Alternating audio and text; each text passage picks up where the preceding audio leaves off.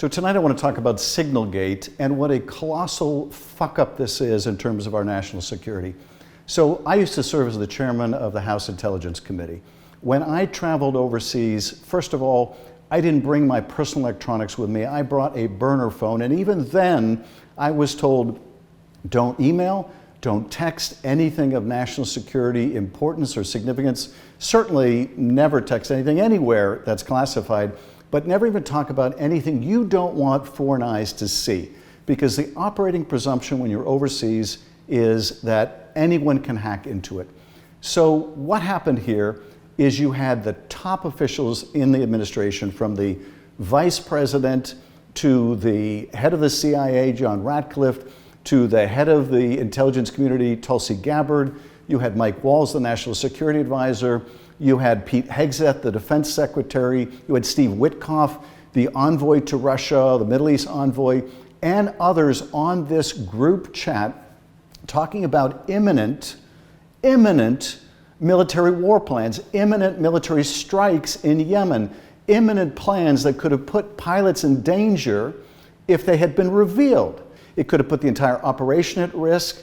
But here's the reaction you get from the people on this Signal chat to this horrible breach of national security. Here's Hegseth, the guy that put these detailed plans in the chat to begin with. And by the way, these plans involved the timing of the attacks, the target of the attacks, the ordnance that would be used, down to the infinite detail. So here's Hegseth's reaction when he's first confronted. You're talking about a deceitful and highly discredited so-called journalist who's made a profession of peddling hoaxes time and time again, to include the hoaxes of Russia, or the fine people on both sides hoax, or suckers and losers hoax. So this is the guy that peddles in garbage. This is what he does. That's right. Hegseth just lies about it. He just friggin' lies about it.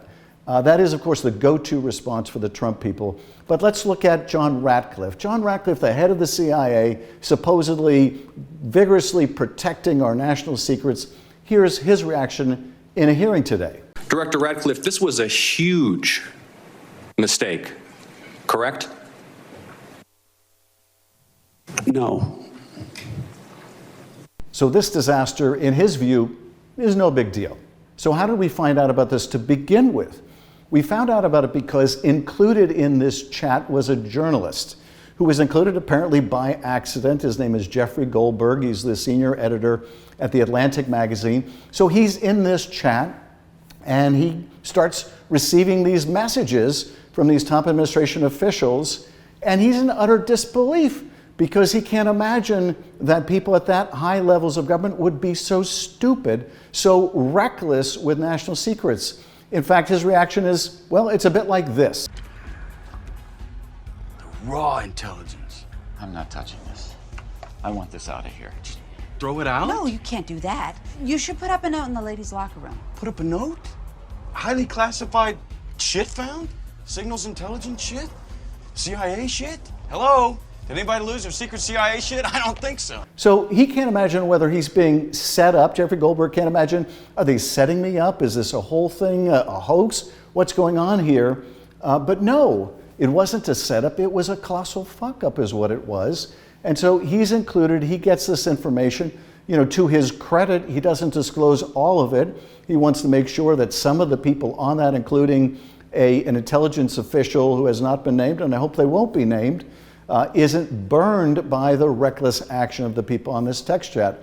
One of the people, Steve Witkoff, this envoy to Russia, is reportedly in Russia while he's communicating in this text chat. He may have even been in the Kremlin. Now, of course, this Witkoff is the same guy who this week said that he thought Putin was a man of his word. Yeah, he's that moron. So you have to expect that if he's using electronics in Russia, those electronics are going to be penetrated.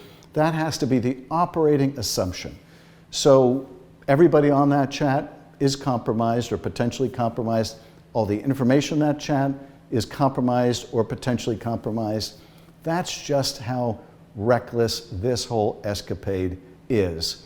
I think Hegseth should be gone for sharing these detailed war plans. He should be gone, he should be fired, or he should quit. I think Ratcliffe, who says this is no big deal, should be fired or he should quit. Tulsi Gabbard, who is supposedly our top intel official, if she doesn't understand the sensitive nature of this information, she can't be trusted with our nation's secrets. She should be fired or she should quit. And Witkoff, that moron who was texting from overseas apparently, he should be fired for just criminal negligence. They should be gone. There should be a real reckoning over this. Now, will there be? Well, if past is prologue, they will do what they always do. They will lie, they will obfuscate, they will attack anyone critical of them, and sadly, if past is prologue, we can expect that the folks in this building, in the Senate and in the House, on the other side of the aisle, will run for cover. We'll see if there are any consequences here. But were this anyone else, were this any other administration, these people would be gone. And they should be. Instead, we're more likely to see a reaction from the administration like this. Jesus fucking Christ. Yeah. What did we learn, Palmer? I don't know, sir. I don't fucking know either. I guess we learned not to do it again. Yes, sir. I'm fucked if I know what we did. Yes, sir. It's hard to say. Jesus fucking Christ.